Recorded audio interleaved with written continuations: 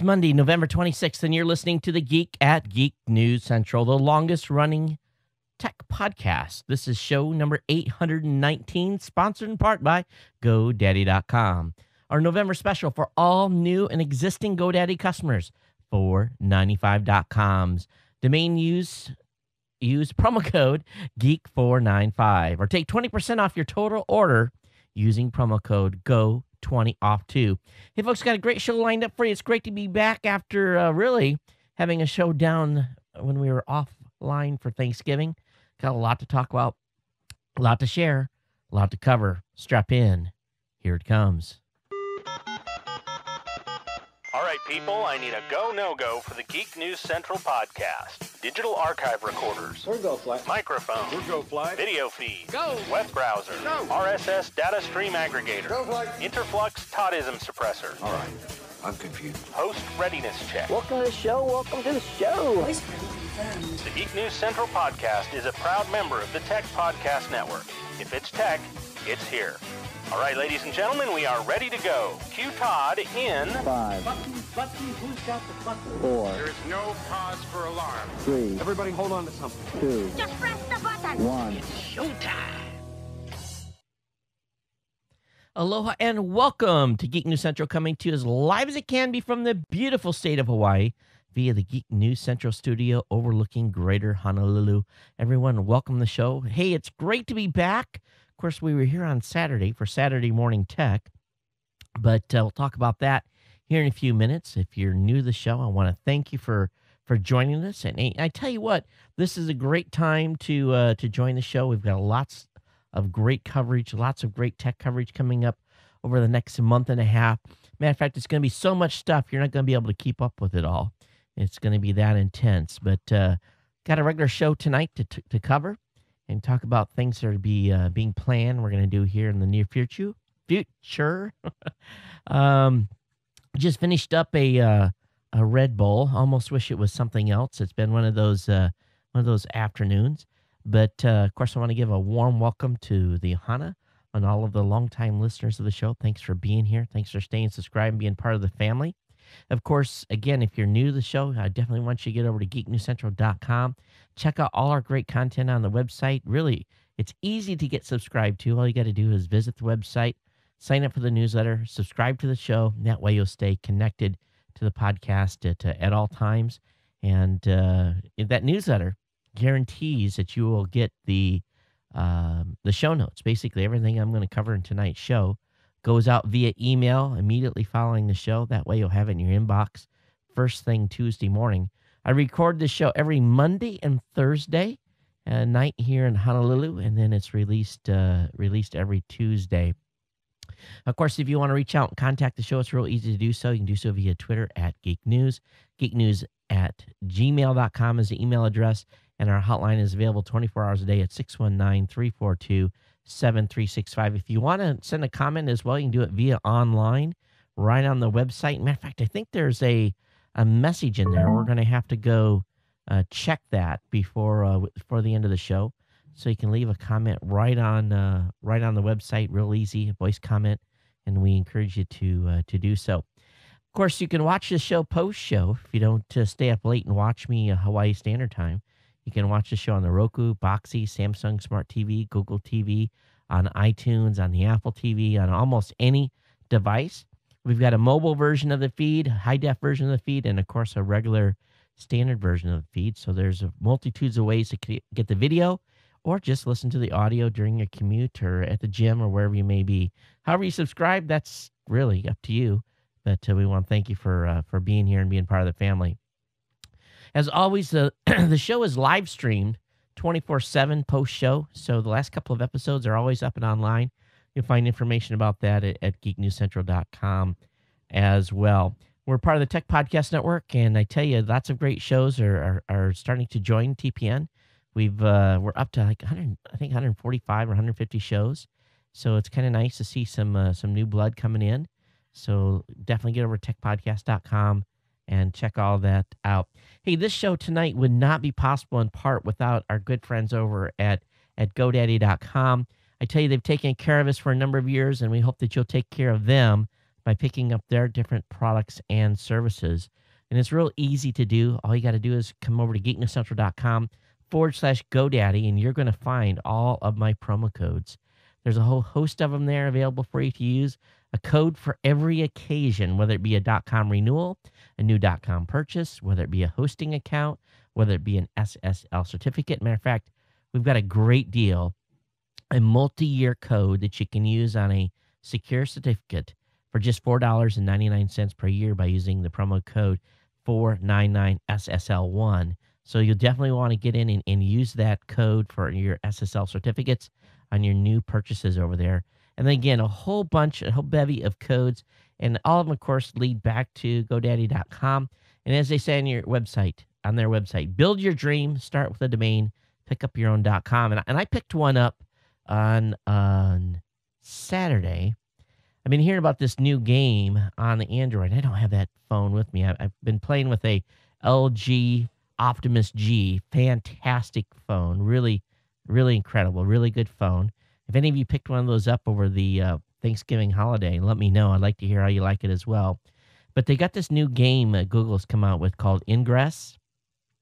So I registered the domain, ingresspodcast.com. I have a feeling when I get my invite code, I'm probably going to go a little bit haywire with this because it's kind of like a mix of geocaching, and it's going to be a lot of fun. And I think it's going to have a lot of fans. So on just the whim that I might do something with it, I ordered that.com.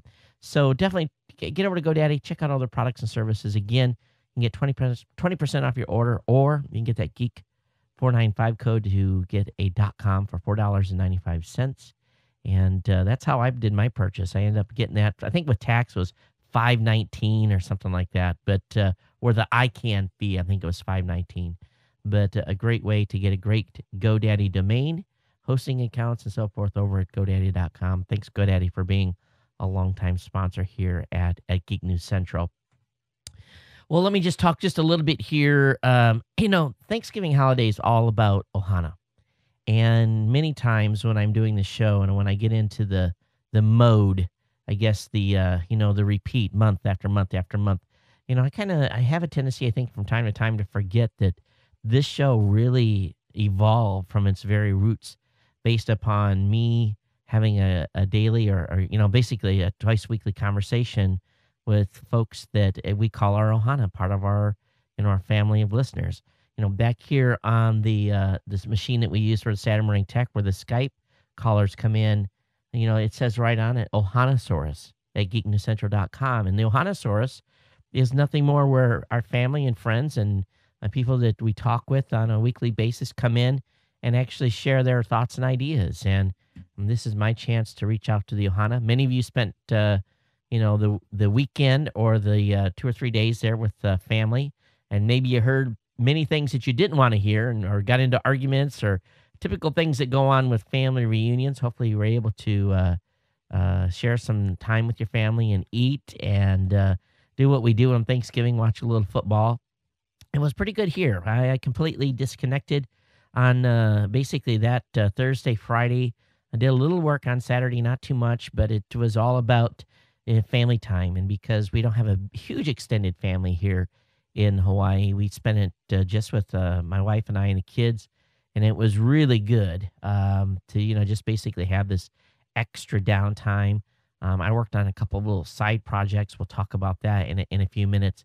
But I just want to remind all of you that this show really, its basis, that when we started in the beginning, it's always been about this connection between you and I. The tech stuff is fun, and we talk about a lot of tech, but we also take time at the beginning of the show to just kind of, share, chat, and get caught up. But I want to thank all of you for being subscribers and part of the Ohana here. It's really, you're not subscribers. You're part. I shouldn't even say that. You're just part of the Ohana. So thanks for being here and being part of the family, and I definitely appreciate it. So what did I do that I basically should not have never done? Allowed my wife to talk me into Thursday night at about 9 o'clock. Maybe it was 8:30. We cleaned up the dishes. Basically, he was munching on the turkey, and all the fixings that go along with it. And I was really, quite frankly, done. I had refrained from having any alcohol that day. Really was not, just basically had taken it real easy. And she says, they got a sale at Walmart. Let's go down to Walmart and see, because we got a Walmart like 3 miles down the hill. And I'm like, I'm not going to Walmart. And first of all, I don't go to Walmart very often. Those of you that are longtime listeners of the show know that I'm not a big fan of Walmart, largely because I think it kills local businesses. And we've talked about that in times past on this show. And I know I've, raised the ire of a few of you by not particularly liking Walmart too much. And it is what it is. So finally, I relented and went into this Walmart again for the first time in many, many months.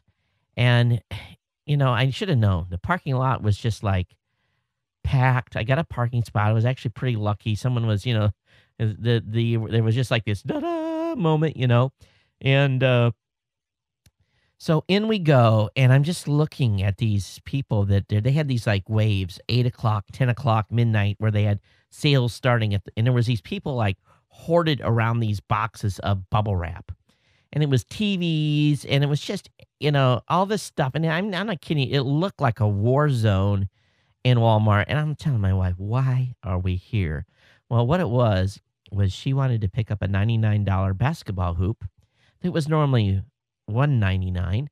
And so she said, not too many people are going to want that. So we went to the back, and there was none. And they told us, it was over in the garden center. And we went over to where the garden center was, and there was a line of people to get in the garden center. Long story short, the store didn't even stock the stupid item that they were supposed to have. So by now it's like 10, 15, and this next wave of mass of people are fighting. Literally, fist to cuff. I'm seeing fists being thrown and people trying to grab stuff. They had 6 Honolulu Police Department officers in the store. And I'm thinking, this is Hawaii. We're supposed to have like this aloha spirit. They're supposed to be, giving. And you go on down the road, and people stop and let people into traffic when in other places they would just get run over, right? But this was an all-out just brawl. It was crazy. And I just stood back and watched as I said, never again. Never, ever again am I going out on a Thursday. Now, she twists my arm to go Friday morning, and being a good husband, yes, dear, we went Friday morning, and this wasn't so bad. We went to the Navy Exchange because I'm retired military. I have the rights to still shop at the commissary, which is simply a grocery store, and the NEX, which is like a little shopping mall. It's actually a big shopping mall. The advantage there is to pay no sales tax, and sometimes they have good deals. So she had made an agreement with the kids on a PlayStation. That was on the list, and also a Dyson vacuum cleaner. Now, we were in and out of the Navy Exchange in like 20 minutes, and this was at 6 a.m. And I was ecstatic. I'm like, yahoo, we got what we wanted. I said, okay, I want to go to Best Buy because they have these 3 terabyte hard drives. Let's go over there.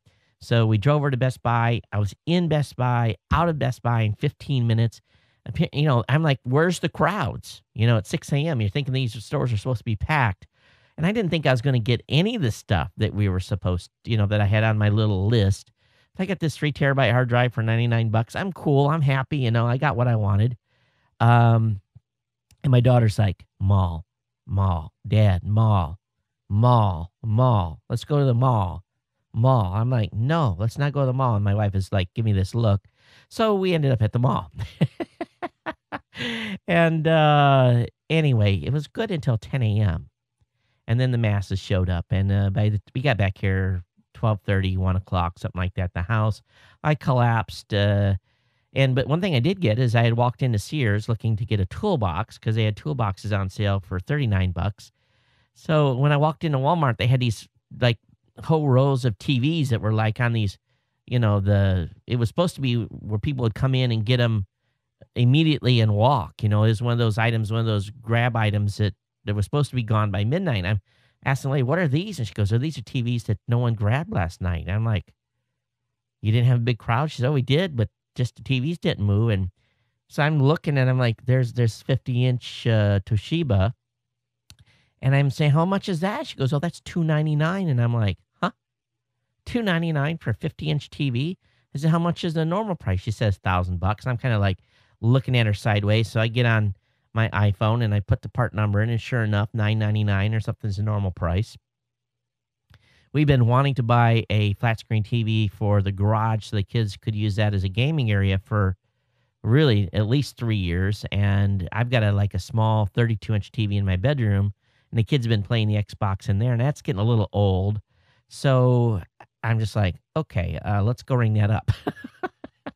So my wife is like, what'd you get? Oh, I got a 50-inch TV. And she she's freaking because she wasn't with me.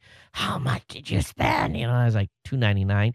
And immediately it all changed. Really? I can't believe. So we hooked up. I don't know. We went places where people weren't, and it worked out good.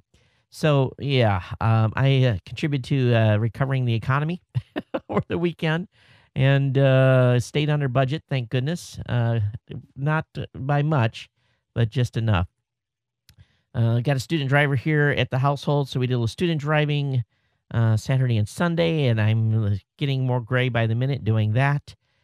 We did a Saturday morning tech with Rob Greenlee, and we had Rick Savoya from the Force Field podcast come in. Next Saturday, we're hoping to get a pretty big name on Saturday morning tech, so we'll let you know about that.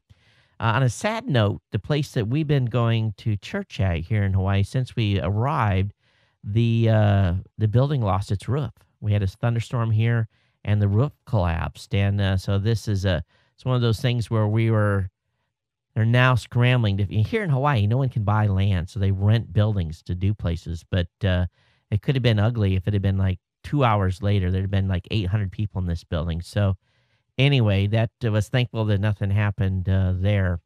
Other than that, just a RAM upgrade to the machine here in front of me. Got a good deal on Cyber Monday today, and that was the extent of my Thanksgiving weekend. I know that's probably more than you ever wanted to know, and you're saying, let's get into the tech, and we'll do that here in just a second. But hey, I'm thankful. I'm thankful for all of you that are subscribed to the show. Thank you for being here and staying subscribed. We're going to have the 24-hour podcast on December 15th. I'm still almost regretting that I announced that, but I got to get planning, and I'll do that this week and get a schedule put together for that. So I hope you'll join me on December 15th for 24 hours live. All right, let me go ahead here and take care of our last piece of business before we get into the full content for tonight. And just want to take a second and thank our sponsor over at GoToMeeting. Citrix by GoToMeeting is an absolutely fantastic application. It's a tool that I use on a regular basis. It's a tool now that is so prevalent that when I get meeting invites, I don't expect it to be anything but GoToMeeting. As a matter of fact, I haven't been invited to a meeting, at least in the last 2 years, by other third parties that wasn't run by Citrix GoToMeeting. This is the default standard. It is the application that works. And, with their new iPad integration, it just absolutely is incredible. Meeting in person, we express so much through raised eyebrows, a nod. These simple gestures really help us communicate effectively and get things done. But if your team or the people you're meeting with is spread out in different locations, building that connection can really be difficult, especially when you're just picking up the phone and talking to someone. So that's why I recommend GoToMeeting with HD Faces. You can meet face to face with colleagues and clients no matter where they are. GoToMeeting takes a simple online meeting as a big step forward with the highest quality HD video conferencing. And it's fantastic. It's an absolutely fantastic conferencing solution. It's so good that I recommend it to podcasters now to actually do two ways when you're actually doing a two-way, basically video podcast. But besides that, GoToMeeting is it's easy, and it allows you to build trust because you're able to stay focused with the person you're working with. And with one click, you can share your screen to work with others on the same document. And really, it's easy to launch or join a meeting from anywhere using your computer, phone, or tablet. And now you can present again with your iPad. So GoToMeeting for me is an incredible tool. Works fantastic. It's something that I cannot live up without. And it's something that is in my everlasting toolbox of tools that will basically allow me to continue to be successful in what I do. So what I want you to do is I want you to try GoToMeeting free for 30 days. Don't wait for this special offer. Visit GoToMeeting.com, click the Try It Free button, and use the promo code podcast. Again, remember to use the promo code podcast. That gets us credits. And basically, GoToMeeting is believing. I want you guys to definitely check it out. Go over to GoToMeeting.com. Again, click the Try It Free button and use the promo code podcast. Thanks for GoToMeeting for being a longtime sponsor here and supporting the show. It's greatly appreciated. All right, let's get into the tech content. That's what you all came for. And for those of you that are fast forwarding, you can stop fast forwarding at this point. You can actually listen. And but again, thanks everyone for being part of the Ohana here and being part of our family of listeners. Okay, let me go into my first article, and I got a couple that I want to a couple things I want to share with you that I read on Business Insider. A lot of people are raving about the Google Fiber that's been launching in Kansas City. And a lot of folks have been going in and doing post-install interviews with folks. And I find some of these comments these people have made to be pretty incredible, including some of the reports are out on how the process is working. Unlike Time Warner and all these other companies that make you sit around for 4 or 5 hours waiting for them to show up, what really happens is Google comes in with their installers and they are there at your convenience, not their convenience. You tell them when to come and they come. It's a two-person process. One person pulls the fiber from the street to your house. There's another guy that comes at a second appointment to actually do the install, put in the TV modules and everything. And it sounds like it's pretty incredible. And, what's really amazing is that they get this amazing 1 gig up, 1 gig down data pipe. And what you end up with is, this incredible internet experience. Not only that, for an additional $50 a month, you get TV service. They give you a Nexus 7 tablet with a 2-year subscription. They got all the DVR functionality, a 2 terabyte drive in the DVR. Now, the TV service is lacking a few services like HBO and some other networks, but that's going to build over time. It's nothing, you think about what you give up.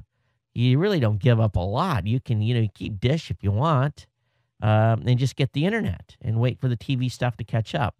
I would just hope that at some point in the future that the folks at Google will roll this out nationwide. Now, I know that's a huge undertaking, but we're really third world citizens when it comes to broadband on the internet.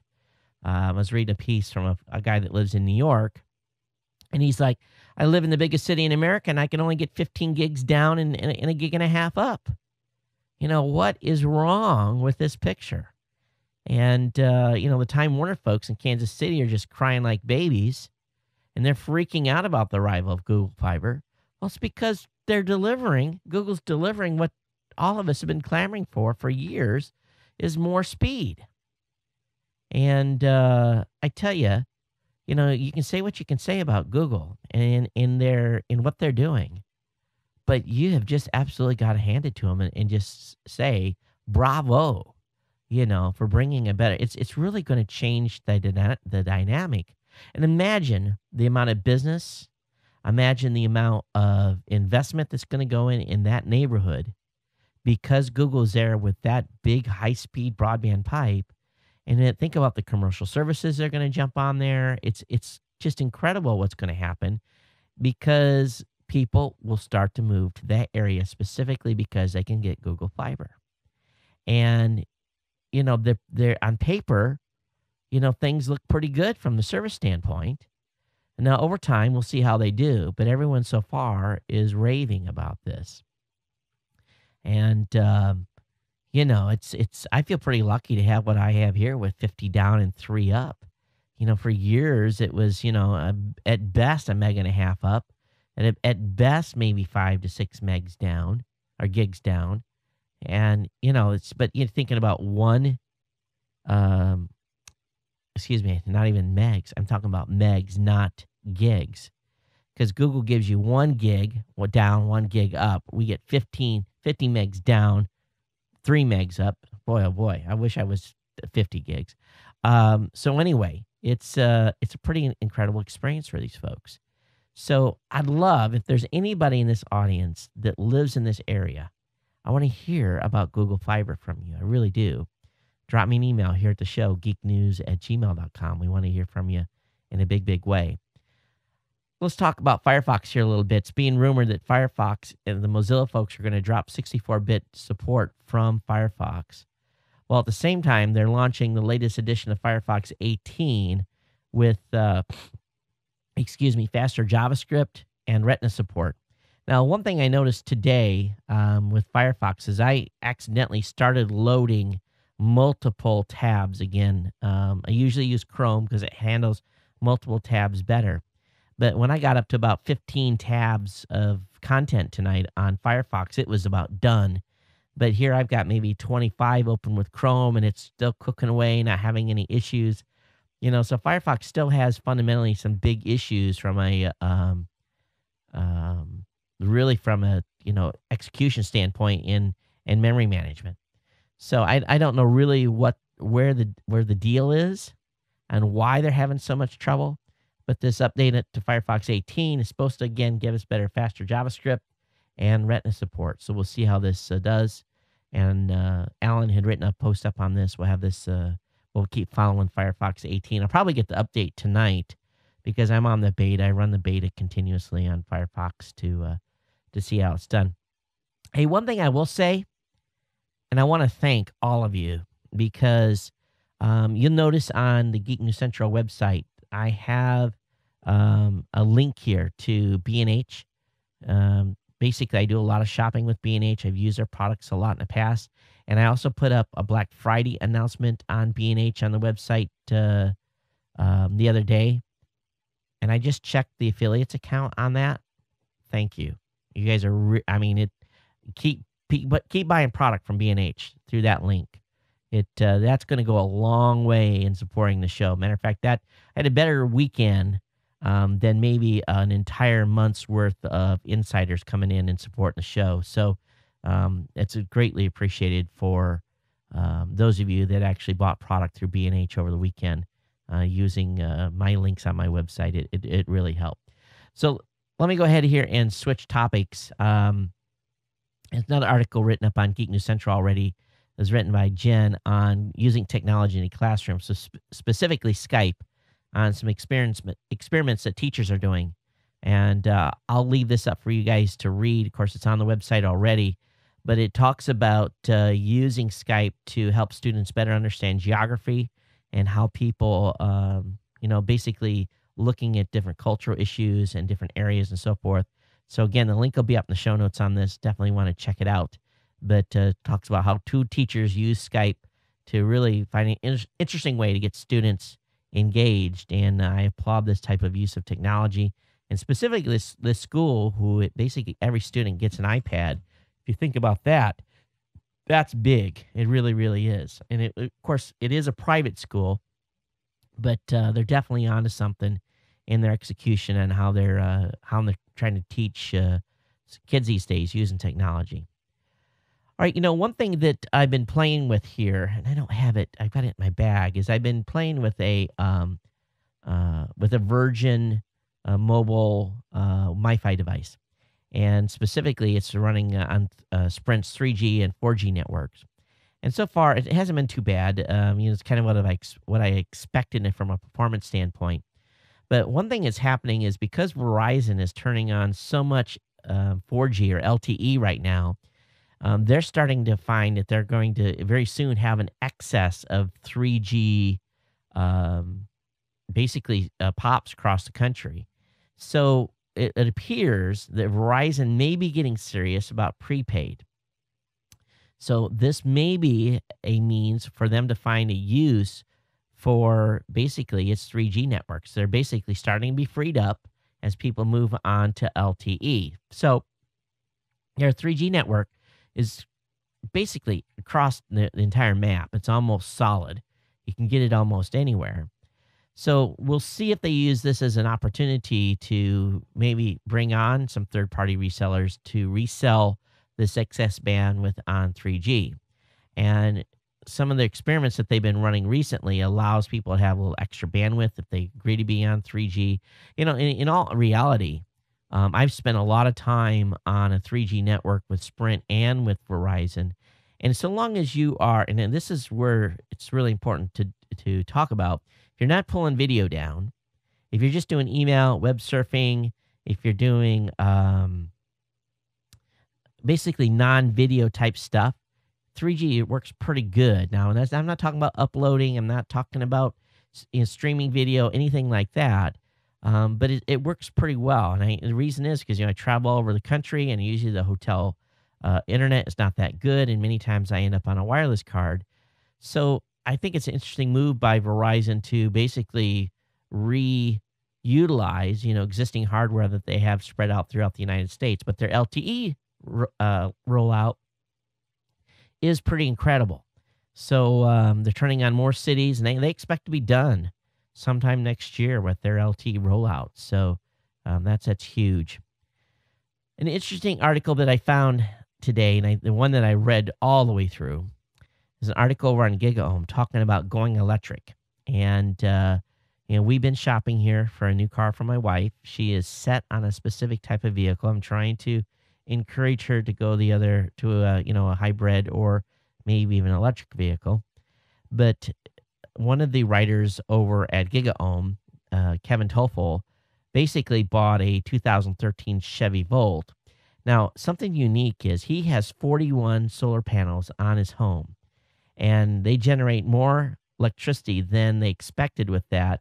And every year, every month, they do and usually have an excess of anywhere from 200 to 1,000 kilowatts. Now, that's huge. That's a huge excess from basically from a energy creation standpoint. They on average use about 700 to 1,000 kilowatts a month is what they actually use in their home. But now that they're going to have this new Chevy Volt, they're really getting the most out of their panels, because what they're going to do is be charging their car every night and using up some of this excess electricity that they've been generating through their solar panels. And while I don't know how much his cost per kilowatt is there, it has to be a heck of a lot lower than our 36 cents here. They're just gonna win-win. It's gonna be huge. So I think for those of you that have solar already, and if you're creating excess energy at this point, if you think about how much money you're spending on gas for your car, and I know for my gas bill every month is at least $400 to $500. That's how much that's what I pay to fill up the two vehicles here. It really makes sense if you have the ability to, charge it at your home and use this excess energy you basically are generating through your solar system. It's an absolutely wise investment. Even though the vehicle is more expensive, the vehicle, if you look at their costs, they were about $41,000.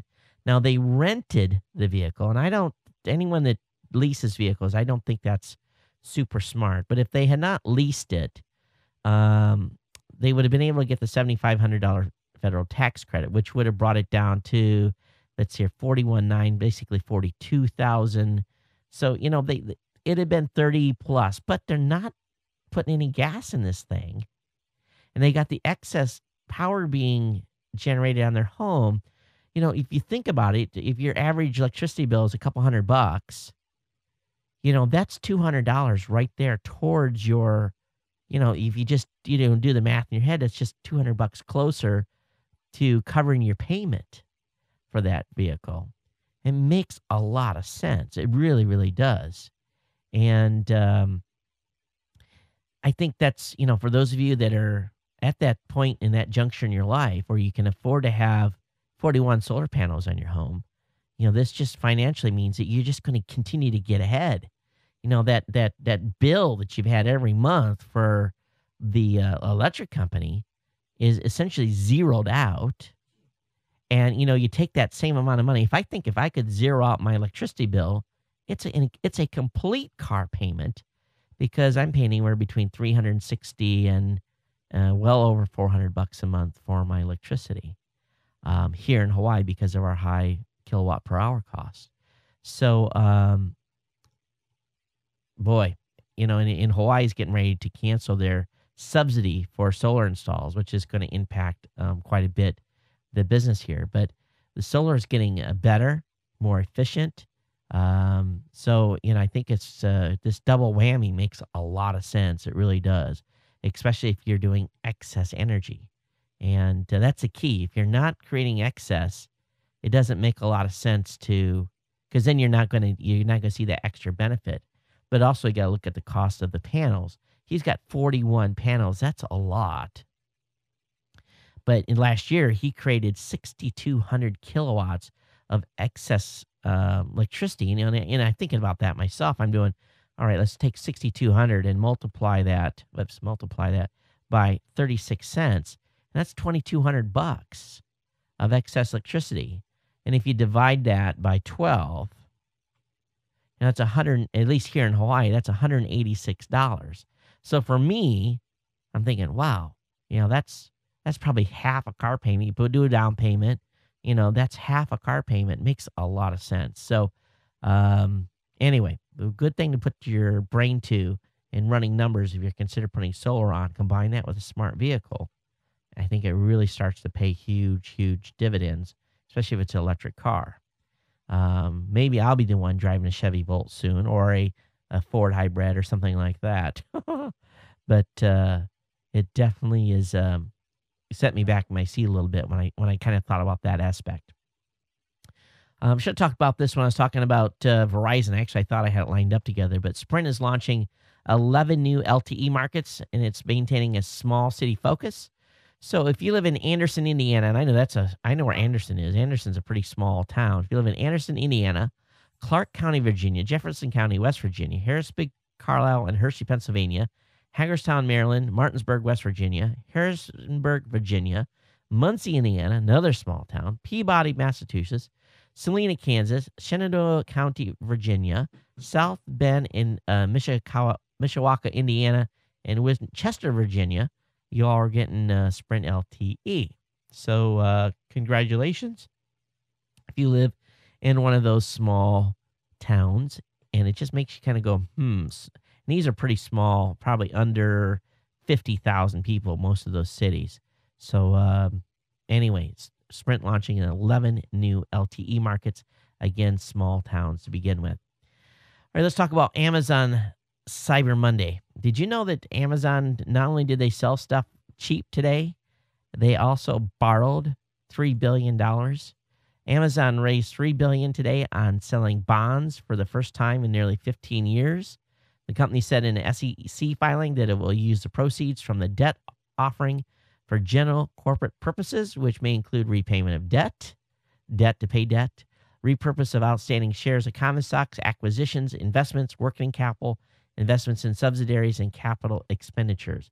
Well, I'm going to tell you, Amazon Prime, just recently, because I'm getting ready for CES, I've had to order, when I opened up, we got everything out of the overhead of the house this weekend.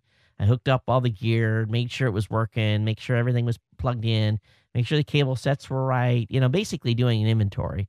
Because when we come back from CES, we don't do any inventory, just put the stuff away. And I deducted that the mixer box that I have used 2 years in a row was damaged beyond repair. There was nothing I could do to fix it. I couldn't re-rivet it. The hinges were all jacked. And luckily, it held together enough where 2 rivets were still holding together that we didn't damage the very expensive mixer. So I become an Amazon Prime member earlier this year. And one of the things that is incredible about Amazon Prime and living in Hawaii is that I always search out the Prime deals. So I went searching for this. I had to find a replacement box, found the model I wanted, went on to Amazon, and there was like 5 vendors that had them. Only one of them was a Prime member. And so I basically it was about $7 higher in price from a prime cost perspective, but no shipping, no cost, no charge for shipping. And I know that if I ship that box empty from here back to the mainland, it's like a $60 bill at least. So I don't know how they're handling these big items coming to Hawaii and how they're making money and so forth. But they say it's going to be here on Wednesday.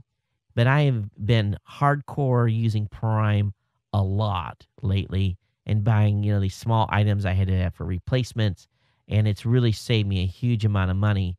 I know for most of you that live in the lower 48, Prime is not necessarily that big of a deal because shipping to you has been relatively inexpensive to begin with. But if you're buying stuff on Amazon on a regular basis, get that Prime membership. It's going to save you a lot of money. I would estimate, at a minimum, I've saved $1,000 in shipping costs to Hawaii this year by buying stuff on Prime. Matter of fact, I won't buy from a vendor unless they are Prime. I'll look and look and look and look. Now, I think I had to pay for one item. The shipping on it was reasonable, like $12. Couldn't find it anywhere else. But, Amazon, I think, is really onto something with their Prime, raising money. They had great deals. It just, their ecosystem works. I think right now Amazon's like my number one shopping location for just stuff. I don't even very often just Google stuff anymore. I just go to Amazon straight and look for it. So I don't know how many of you else are doing that as well, but you have to look through the layers. And it takes time, but it'll save you money in the long run. All right, switching gears here off of the holiday shopping, iPhone 5 costs maybe eating Apple's gross margins, and there's a lot of discussion about how long can Apple maintain the high margin it has commanded on devices like the iPhone. And there's some analysis that are basically saying that not much longer because there's becoming a lot more pressure on Apple, especially with basically the Google phones with Android making a major impact here. And Apple's going to have to sell more devices in order to maintain earnings if they start narrowing their margins up a little bit. They're saying already that the iPhone 5, the margins are tighter than what they were, and it's basically causing them to have less gross profit at the end. But here's the deal, if just like playing with this LG Optimus G phone, side by side, I'm going to tell you, it'll put the iPhone 5 to a pretty good challenge from a screen quality and everything. So we'll see. But it'd be nice to see some of the prices of Apple phones come down over time. All right, are you a Twitter user? Well, it's being reported that here in the very near future, you're going to be able to download your entire archive, supposedly by the end of the year. So what does that mean? How are you going to export it? How are you going to be able to get it? It's a good question. I think we'll see what format they're going to make it available in. But they're saying before the end of the year, we're going to be able to download all of our tweets. And so that's pretty good. And, being able to do that, export that data. I don't know what I'm going to do with it, but at least you can get it out of their ecosystem. I think that's the most important thing. All right, I talked about it a little bit on Saturday on the Saturday Morning Tech about this gal in Texas, a sophomore at a high school, basically refusing to wear an RFID tracking tag that she basically was used as identification and attendance and basically RFID tag, tracked them on campus, made sure their butts were in the seats and so forth. The school was going to suspend her and make her go to another school. A judge stepped in, so they can't do that. But it appears that Anonymous was not real happy with this school, and they supposedly took down this website of the school that was making this RFID tag wearing compulsory for students, and they brought it back up, and then they were able to get it back down again. But anyway, Anonymous says that they hacked it and then allowed it to be restored, which is kind of an interesting comment. But Anonymous getting in on the act with this Texas school that, again, was making RFID tag wearing compulsory. And had a pretty good discussion about it on Saturday Morning Tech. If you want to go in and listen to it, and with Rob and I and Rick discussing that. Or this morning, Google apparently was going to be buying a company called ICOA, a Wi-Fi hotspot provider. There's a big press release out, $400 million purchase. Only this story was fake. This press release that was released by PR Web, and disclaimer here, I use PR Web for releasing all of our press releases at Raw Voice. It's not cheap. It's a good way to get all of our content out to the markets that we need to get it out, and we want to make an announcement. But apparently, somehow, some person, Aruba, was able to get this press release put out on a Monday following the holidays, and the stock of this company went up. And apparently, this guy was probably probably dumped the stock, probably had a bunch of money in the penny stock. And as soon as it went up, he probably waited till it got to its peak and unloaded it and make a bunch of money. But I'm sure the SEC will be looking into this. But the folks over Ars Tech has a great article about, actually not Ars Tech, who's the company that has the write-up? Oh, the folks over at Search Engine Land has a discussion about some of the shady stuff that's come out of PR Web. It actually kind of made my eyeballs open up a little bit. And I have a rep over there that's been trying to get us, we pay a yearly fee for release so many press releases a year. And I'm going to link this up and send this to my my rep over there. I'm going to say, hey, if you're allowing this type of crap to be sent over your system, what's this doing to the value? It's driving the value of my press releases that I'm paying for to be distributed through them. And this is a pretty damning article by Search Engine Land talking about a press release that was done by, here's a legitimate, website, in my opinion, your-best-pills-online.com probably should not be a site that would be authorized to send out a press release about Viagra.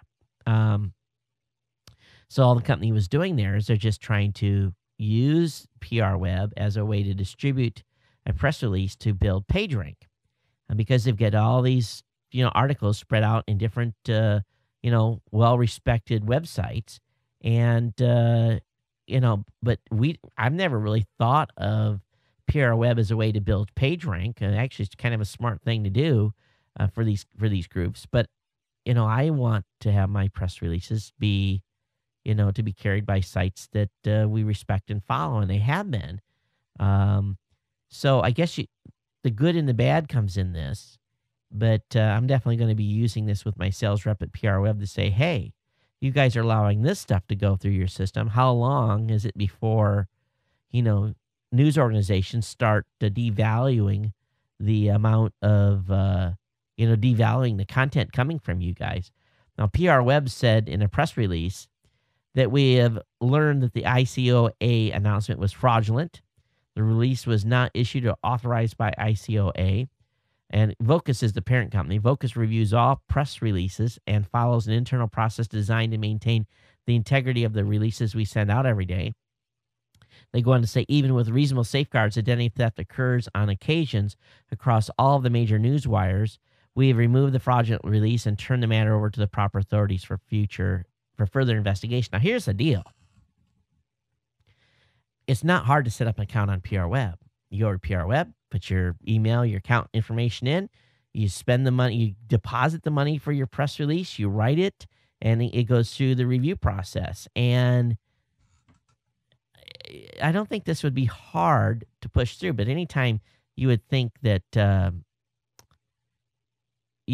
would, at least on this type of a press release, a $400 million acquisition, that there had been some due diligence by the folks at PR Web. But this fooled the press in a big, big way. And the press, in going back and looking at the press release, folks said this only had 2 paragraphs. There was no quotes from any of the company officials. So there should have been some red flags there on the actual makeup of the press release. But definitely, if you do business with PR Web, it's something that you'll want to ask your rep next time they come looking for money. All right, article over on Tech Dirt, new study, mega upload shutdown may have hurt box office for smaller movies. There's a new study out from Christian Pruckett of the Munich School of Management and Georg Clausen from the Copenhagen Business School that looks at the shutdown and mega upload to see if they can determine what impact it had on the box office for various movies. And they basically said that for blockbuster films was no major issue, but there was an impact, less box office sales for smaller movies that were released. So this may be an indication here that people would, basically share that and they'd say, I want to go see this. So it is kind of an interesting move here. And they're gonna look at this a little closer, but they feel, again, that the shutdown and mega upload may have hurt box office for smaller movies. So kind of an interesting report. All right. How many of you, been following what's going on with drones and everything else that the Department of Defense has been putting out? Many countries now have drones, but apparently there's been a directive put out by the Pentagon where they say they want to make it perfectly clear that every time one of its flying robots releases its lethal payload, its result is a decision made by an accountable human being in a lawful chain of command. And basically, they put in policies that basically said that these drones cannot be allowed to just run automatically or semi-autonomous. And this is all about Terminator time, talking about when the machines turned on us. So there's going to always be positive control on weapon releases when it comes to drones, and the Pentagon wants to make that very clear. So it's kind of an interesting policy statement coming out by the Pentagon. And they say that the hardware and software controlling a deadly robot needs to come equipped with safeties, anti-tamper mechanisms, and information assurance. So that's kind of an interesting a statement there. But there's a lot of checks and balances that go on, I know, in the DoD before a trigger is pulled on a weapons release. And people that are authorized to do that have had a lot of training, and it's just not willy-nilly. So it's good to see that the DoD has come out with that announcement. Switching gears here, the Illinois anti-eavesdropping law was cut down slightly. Basically, while this law is now going to protect the average citizen from eavesdropping, and basically what it was is the Supreme Court blocks the Illinois law against recording police. So basically, you can now legally, once again, in the state of Illinois, is go ahead and record police in the line of duty, and you're not going to you can't be supposed to be arrested or whatever the rules were going to be put in place on this new law. So, it says also put in. Okay, yeah. So it was also basically there was two parts to it. It was protecting the average citizen from eavesdropping. And it was also had put in place prohibitions against recording the police, and this was all struck down by the Supreme Court. So, very, very, that's a very good decision on that part, so that folks aren't going to be able to. Basically, you're going to be able to be eavesdropped on, but you can record the police. It's kind of like there was two parts to that bill. One that was both. One was trying to protect us and also protect police officers from recording, and it's just like it's been flip-flop here, a little seesaw action going on. So, yes, you can now secretly record the police in the state of Illinois, but at the same time, you don't have as much protection over eavesdropping. All right, hotel room burglars exploit critical flaw in electronic door locks. We've talked about this in the past, but apparently a Houston-based Hyatt was one of a handful of hotels in Texas targeted by digital tools. Basically, crooks that effortlessly open electronic door locks in a matter of seconds. In September, a gal that worked an IT service consultant for Dell basically returned to her hotel room and found her Toshiba laptop stolen, specifically because they feel that the people were able to get in the room with that hack that's on the street. So apparently thieves are making use of that hack to go in and steal stuff. So don't leave. If you have one of those type of locks, in your hotel room. You'll definitely, when you travel, you definitely want to remove every value you have with you when you go out. All right, over the weekend, iOS devices dominate the mobile shopping stats. iOS made up 77% of devices that were out there doing online shopping. Android was at 21%. So that's pretty interesting move there. More people were shopping on iPhones than they were on Androids. Have no idea why that was such a huge disparity. Kindle was 1%, Nook was 1%, and that's all I can see on that pie chart. That's how narrow it was broke down. Oh, other was 0.49%. So definitely a large number of folks were shopping on iOS devices. Black Friday sales online exceeded $1 billion. So definitely a bunch of us dumped money into the economy over the weekend. A little bit on the science side. We've been talking a while about Antarctica's Lake Vida. And basically they pulled out samples, and a little bit of surprise in that the carbon dating that they've been able to check so far is that the lake has seen carbon exchange, aka carbon exchange with the outside world, a lot earlier, not earlier, fewer years than what people thought it would have been, but still, this lake has been covered by more than 50 feet of ice, and resides in East Antarctica, and the core samples that they pulled out were rich in bacterial life. And so anyway, they're pretty surprised by the results, and it just goes to show you that what they thought would have been isolated, and it wasn't necessarily so much isolated.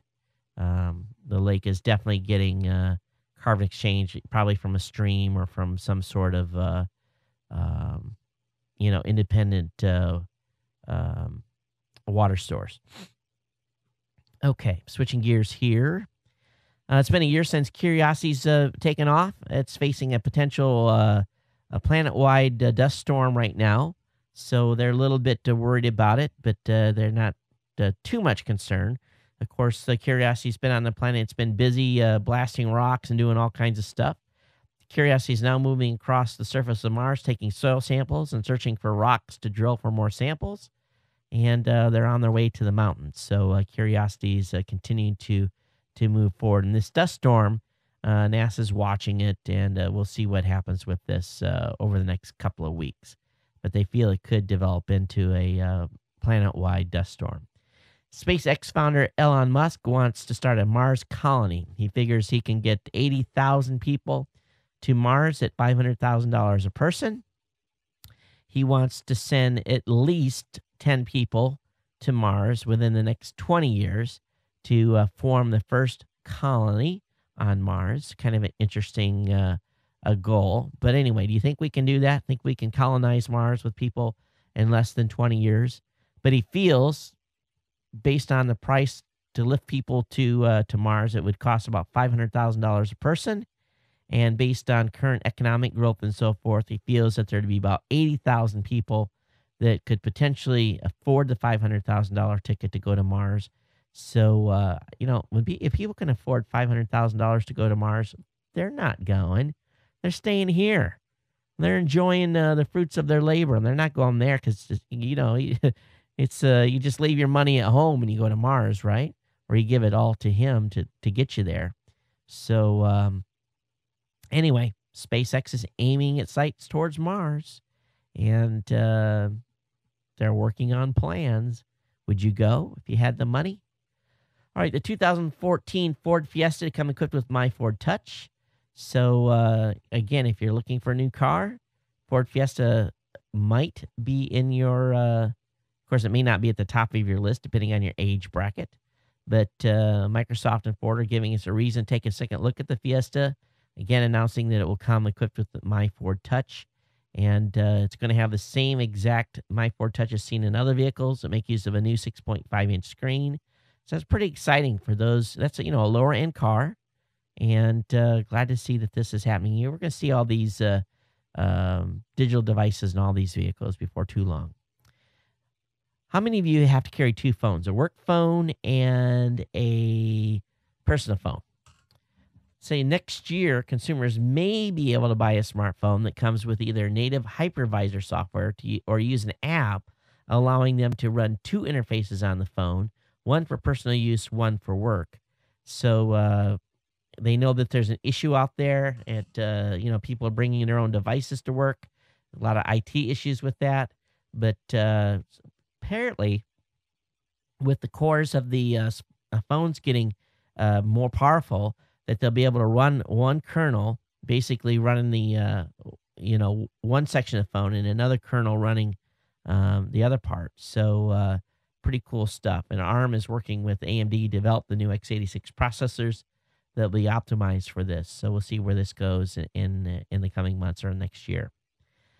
All right, federal officials took down 132 websites in Cyber Monday crackdown. A team of worldwide law enforcement agencies were able to shut down sites that were selling everything from professional sports jerseys, DVD sets, and a variety of clothing to jewelry and luxury goods.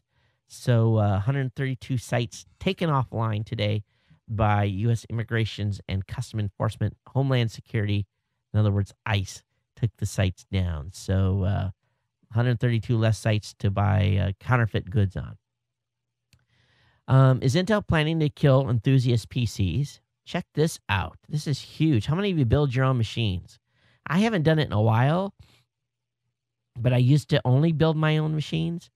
But according to a longtime hardware journalist, Intel's next generation of x86 CPUs, Broadwell, will not come in a package having pins. I said, what? Apparently, manufacturers will have to solder them into the motherboards. So in other words, they're going to have basically just wires. There's there's two ways that that microchips can come with. Basically they fit into a socket, so they're hard pins, or they actually are kind of like loose pins and they fit into the socket, and then you have to solder the back side of the motherboard to hold them in.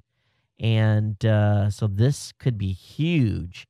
If Intel doesn't change their plans, the future pasture of enthusiasts looking to go to ARM will definitely increase, because they're going to need to get chips with pins on them, or solderless types, solderless type chips. So don't know what the full reason for it is. I wonder if it's a heat issue or something. Who knows? But this is pretty unheard of, to have a line of Intel chips that were not released with pins, but yet to have solder sockets. So that's quite a development there. Windows 8 PC still throttled by crapware. Windows 8 Metro UI presents a clean and spiffy new interface, but one of the operating system's oldest and most hated problems, crapware, still lurks below the surface. And a recent Acer Expire 7600U that cost $1,900 was shipped with over 50 pieces of OEM and third-party software pre-installed, much of which simply offer trials and paid services. Doesn't just annoy the heck out of you? Get a brand new machine that's loaded with all that junk. Hey, remember we talked earlier this year about West Virginia Internet and how they got a huge amount of money and these Cisco routers to go into libraries that maybe had one computer and so forth. Well, apparently, West Virginia paid $512,000 in federal stimulus funds to internet consultants that don't seem like they did very much work. The highest paid one was a guy by the name of Perry Rios. He was paid $196 an hour for a total of $731,000 through the end of last month. And this guy doesn't even live in West Virginia. He lives in Colorado.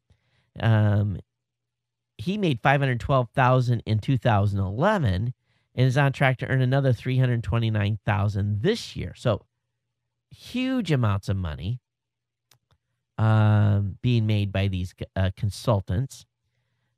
Two network engineers were paid $252,000 and $143,000 under $150 an hour contract. Two in-state project managers were paid $99,000 and $97,000 respectively under a $250 hour contract. The five consultants were paid $1.3 million in total, all the payroll information based on the Freedom of Information Act. This was all from federal stimulus money. You know, where do I get some of that? Hey, how do I sign up for some of that stimulus money? Who do I get to consult for $250 an hour?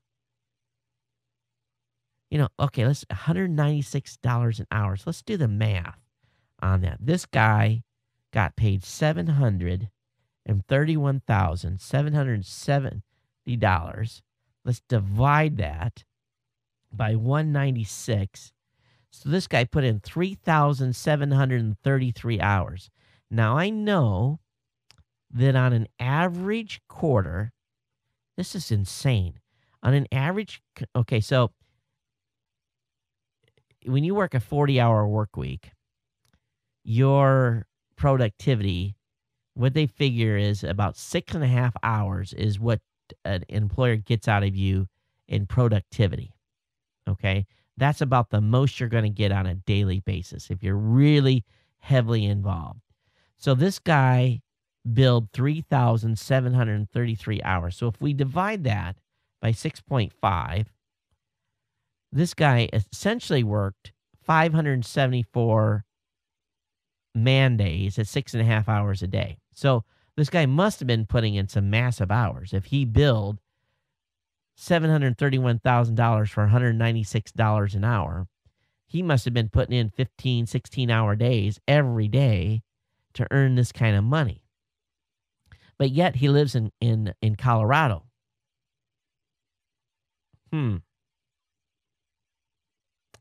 Interesting. Makes you go, doesn't it? I tell you, this stinks of fraud and corruption in a big, big way. You know, West Virginia received $126.3 million in federal stimulus money to upgrade its broadband internet network, getting routers and fiber optic cable to more than 1,000 public institutions, including schools, libraries, state agencies, and health centers. Now, this guy, Rios, has a state voicemail and email address, but did not respond to calls and emails from the newspaper requesting comments. Now, here's the final kick in the butt. This guy's job functions seem to be largely mirrored by another project manager, Nick Patel, already working in a state technology office. And I bet you Nick Patel is probably getting paid state wages. He probably makes a cool $50,000, while this other guy made $731,000 this year. There's something that smells really bad coming out of West Virginia. You know, $123 million bucks. It's just amazing. There's got to be fraud, waste, and abuse here. There has to be, in my opinion. After all, if they put in a $22,000 router using federal stimulus money to put into libraries with less than 1 or 2 computers, when they could have spent $100 or less than $500 for a great router, yet they put $22,000 routers in libraries having 2 computers. So, what an amazing bureaucracy. It's just incredible. It really, really is. All right, let's switch topics. Oh, I'm going to save this to the very end. I've got a good one to share with you at the end of the show, folks. Doxy One scanner begins shipping, brings on the go scanners for $149. So if you're looking for a scanner that you can use on the go, the folks at Doxy has one, Doxy One. So right up by the folks at Engadget. Pretty nice. Netflix is open sourced a tool for making cloud services play nice. So if you're a developer, you want to look at this Hystrix library. And this is designed to control the interactions between distributed services. So, this is really complex stuff. But some of you out there that do this kind of stuff would definitely have fun with this over a weekend project. So this open source stuff available from the folks at Netflix. Hey, how many of you ski? How many of you are skiing in avalanche danger zones? Well, for about $1,300, you can have an airbag system. that is operated by a ripcord that when you pull it, this thing inflates and supposedly is going to help you during an avalanche. I don't know if this has been live tested or not, but I think I would be just a little bit leery of using this system. But it is available, and going down for those of you that are listening, what this looks like is this guy standing with a helmet on, with a backpack, and it looks like he's got basically two inflated oblong balloons on his back. So I think it would be a pretty crazy ride to say the least. But anyway, that is what is available if you want to get an airbag for your skiing purposes. Okay. All right. Switching gears here. Kangaroo Bottle carries your essentials for you. This is over on ogizmo.com. How many times have you had a water bottle and maybe at the beach or someplace and wish you had a place to put your keys, your money, your credit card? Well, they've got a nice little compartment on the water bottle. Just don't forget to take the water bottle home with you. $13, that's available. So kind of a cool way to lighten the load so you don't have to carry a wallet or something else. And this next item, I saw this. I got to have it. It's on my Christmas wish list. I actually passed this to my wife. My kids are big Doctor Who fans. And so they've kind of sucked me in recently. I've been watching a little bit of Doctor Who on Netflix. But they're selling a police public call box. Of course, you know what this police call box is for, right? For Doctor Who. And what's really cool about this, it's a little mini cooler. You can have a couple of sodas in there, some snacks and so forth. And this is a little mini fridge. It's available, $79. But I don't care about the fridge part. I just wanted to have it here as a talk piece.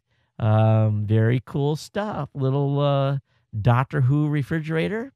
And so pretty slick stuff. I saw this. The other day I saw it, and I'm like, I want that. And I couldn't find the link to it. Someone had just put a picture on Google Plus. And today when I was doing the show notes search, I actually doing the research for the show, I found the link. So I'm pretty excited about it.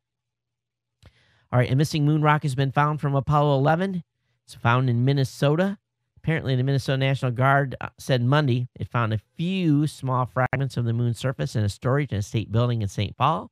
They'll be turned over to the State Historical Society on Wednesday.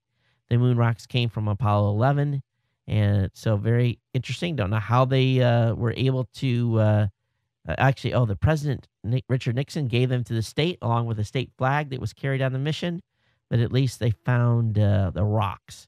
And they're pretty excited about that. So I guess whoever with this National Guard group found these, and I don't know exactly how, they don't explain how they exactly were found, but apparently these have surfaced, and now these missing moon rocks are no longer MIA. Let me see here. If I can get in here, let me see if I can remember the email that I used.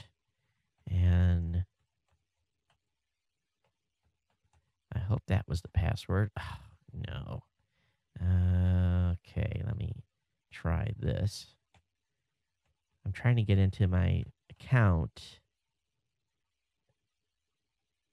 All right. So let me see if I can do get a password reset here real quick, because I know there's an email that has come in on one of the accounts, and I want to, reset your password. So let me go there and do this. I want to really play this for you guys. Got one more. Okay, yes. Key is invalid. How come you're doing that? Oh, this is like a double authentication thing here. All right. Let's try this again. Okay, so the new password I'm going to put in here right this time. I should have had this stored with my. All right, so let's change it. All right, so let's go back in. Let's see if it's going to let me get in here. Oh, it's going to make me sign in again. You've got to be kidding me. You should have let me in that first time. What I'm trying to do is someone went to the trouble of leaving a message on the website. Okay, here we go. Well, it's not very long. And let me make sure the volume is turned up. Let me download this here, and we'll play it. So we'll see what someone had to say here. Here it goes.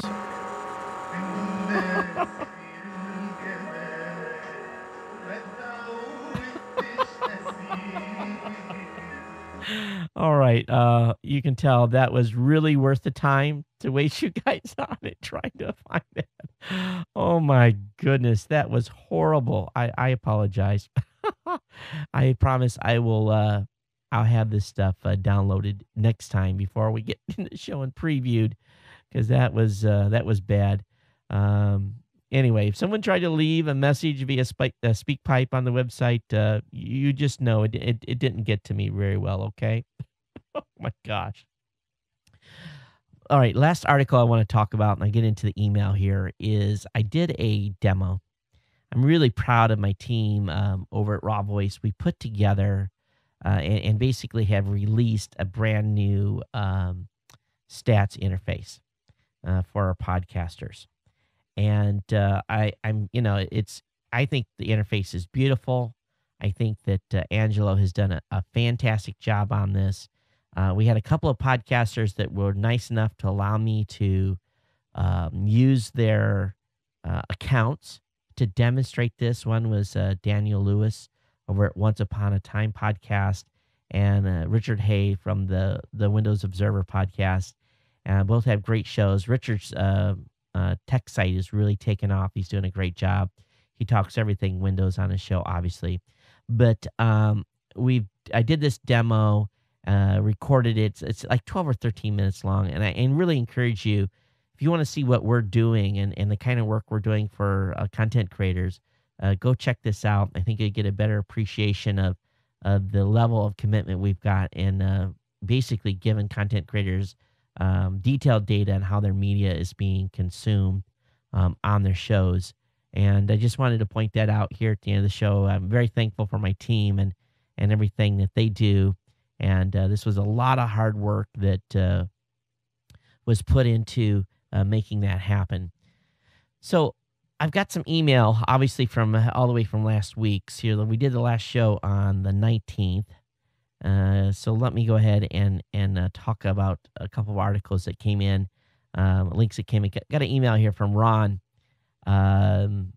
He says, "Hey, Todd, I was watching my national news, and I found out about a planet that has no star, and this was found by accident.